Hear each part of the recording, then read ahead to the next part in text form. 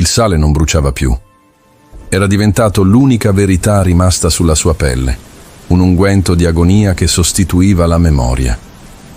Calista, un nome che ormai apparteneva a un'altra vita, a un'altra ragazza. Sentiva le rocce di Faleron consumare ciò che restava dei suoi piedi. Non era dolore, era una trasformazione, una levigazione forzata della sua umanità, strato dopo strato, fino a rivelare il nucleo grezzo di una merce. I soldati persiani che trainavano la corda di canapa legata alle sue caviglie non erano individui, ma estensioni di una volontà impersonale e onnivora. I loro passi erano cadenzati, il loro respiro un mero riflesso biomeccanico. Erano i sacerdoti di un nuovo culto, quello dell'efficienza, e il loro rituale sacrificale si ripeteva a migliaia lungo la costa. Dietro di loro, la tendopoli non era un semplice accampamento. Era un sistema digestivo su scala divina, un grande stomaco di tela e disperazione che secretava un suono che la storia avrebbe prudentemente filtrato. Non l'urlo bellicoso dell'eroe, ma il lamento viscerale organico della psiche che si disintegra, mentre il corpo, per una crudele beffa biologica, continua ostinatamente a funzionare. La demolizione di Calista era iniziata 5 giorni prima, in un albà che profumava ancora di rugiada e di innocenza. Boeozia. Il villaggio si era svegliato nel boato di un mondo che finiva.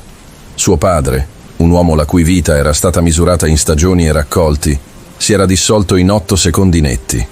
Un suono secco, metallico, aveva sigillato il suo ultimo, incompiuto respiro.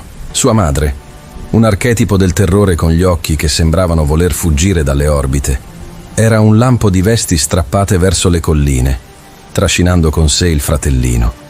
Quello lento, il dolce sognatore, sempre indietro di un passo rispetto al mondo. I soldati lo riportarono indietro, non come un prigioniero, ma come un oggetto pedagogico. Lo usarono come un testo vivente, una lezione di anatomia applicata alla politica imperiale. Lo fecero davanti a lei, e in quel preciso, eterno istante, la coscienza di Calista subì una frattura tettonica. La bambina morì, e al suo posto nacque una cronista dell'orrore, una testimone la cui stessa esistenza era diventata la prova di un crimine così vasto da diventare invisibile. La notte inghiottì le fiamme del suo villaggio, e all'alba lei era già un dato, una cifra in una colonna di un registro d'argilla. Capì, con una chiarezza che le gelò il midollo, che la conquista non era furore, era un algoritmo, era la logistica applicata all'anima umana. Faleron non era una spiaggia, era un nastro trasportatore cosmico. Sotto la lente spietata del sole estivo, migliaia di destini venivano smistati con la metodica freddezza di un macellaio che seziona una carcassa. Uomini sopra i 30, scarto umano da inviare alle miniere della Tracia, dove la vita si misurava in stagioni e i polmoni si riempivano di polvere di pietra. Donne e bambini, materie prime, catalogate in base al potenziale. Il sistema, un'entità burocratica chiamata Haram, non ambiva alla semplice sottomissione. Il suo scopo era la trasmutazione alchemica, prendere l'essenza di una cultura, l'eredità di una giovane greca, e attraverso un processo lento e meticoloso di erosione mnemonica, forgiare il grembo docile di un futuro suddito persiano. Era un colonialismo metafisico, l'unica forma di conquista davvero perfetta, quella che cancella la memoria della libertà e riscrive il desiderio stesso. A Calista, con i suoi 12 anni e i lineamenti che promettevano una fiera bellezza achea, toccò il ruolo di cavia in questo esperimento. La portarono a Sardi, in una residenza di pietra che respirava un'opulenza aliena. L'aria era carica di aromi speziati che le aggredivano le narici, profumi di un mondo che non voleva conoscere. La prima notte, una donna dalla bellezza sfiorita, i cui occhi erano 2 pozzi di rassegnazione, le si avvicinò. «La tua lingua è un vestito logoro», sussurrò in un greco contaminato. «Toglielo. È la prima pelle che devi spellarti». Il giorno dopo iniziò la sua rieducazione fondamentalista. Il persiano non era una lingua da imparare, ma una prigione fonetica da interiorizzare. Ogni parola greca repressa era un neurone che si spegneva, una piccola morte cerebrale. Le imposero un nome nuovo, una sequenza di suoni gutturali che le si incollò addosso come una seconda pelle, umida e sgradevole. Le sue notti divennero un ossario di sogni in una lingua proibita. Le sue giornate una performance surreale in cui recitava la parte di un'estranea a se stessa. Poi il culmine della sua iniziazione, l'integrazione. Fu introdotta in una famiglia persiana di medio rango amministrativo. La sua funzione era triplice: servire, osservare e soprattutto sparire. Doveva diventare un arredo umano, un fantasma utile. La prima volta che il padrone di casa, un uomo i cui modi untuosi mascheravano una volontà d'acciaio, la convocò nel suo studio, l'atmosfera divenne densa, palpabile. Non ci furono minacce dirette, solo la schiacciante, silenziosa proiezione del suo dominio. La sua mano, ingioiellata e morbida, si posò sulla sua spalla, non come un contatto umano, ma come la posizione di un sigillo. «Tu sei di Sardi ora», dichiarò, la sua voce un ronzio basso e ipnotico. «Le tue radici affondano in questa terra. Qualsiasi altra memoria è un'illusione». Le notti, nella sua cella ammobiliata, divennero il palcoscenico della sua annichilimento finale. Quella stanza, spoglia e funzionale, non era un rifugio. Era il laboratorio dove il suo corpo cessava definitivamente di essere un tempio per diventare un territorio colonizzato. A volte il padrone varcava la soglia. La sua violenza non era esplosiva, ma geologica. Si sedeva sul bordo del suo giaciglio, la sua ombra che divorava la luce tremula dell'olio. Le sue mani, con una familiarità che era più violenta di uno schiaffo, iniziavano la loro esplorazione. Palpavano, soppesavano, valutavano. Calista imparò l'arte suprema della dissociazione.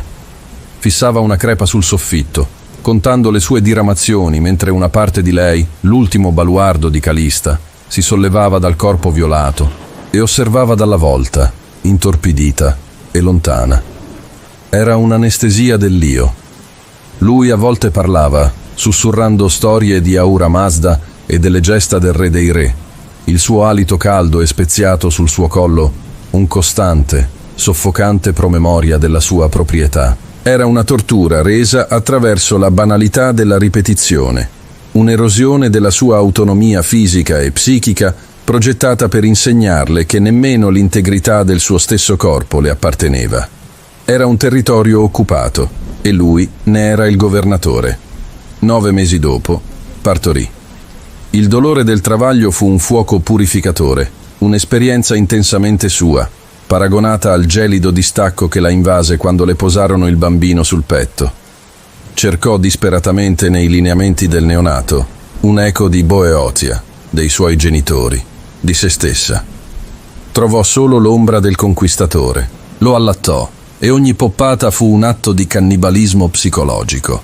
Stava nutrendo il futuro con il sudore del suo passato assassinato. Il bambino che nel santuario più segreto della sua mente lei chiamava con un nome greco che non osava più sussurrare, imparò a balbettare. La sua prima parola fu «padre», e la piccola mano indicò l'uomo che aveva metodicamente smantellato l'universo di Calista. In quel momento la resa fu totale, assoluta, metafisica. La cultura greca non era stata sconfitta in lei. Era stata chirurgicamente estratta e sostituita, cellula per cellula, dal futuro persiano che ora succhiava vigore dal suo corpo. Anni dopo, un capovolgimento del destino le offrì un ritorno. Calista, o il simulacro che ne era rimasto, mise piede sulla terra di Boeotia. Camminava come un'ombra tra le rovine della sua infanzia, un fantasma in un mondo che aveva continuato a vivere senza di lei. La gente la fissava e nei loro occhi non leggeva la gioia del ritorno, ma il sospetto e il disgusto. Era contaminata. Portava addosso l'odore della sconfitta, il figlio meticcio che le camminava accanto come uno stigma vivente, la prova carnale della sua violazione.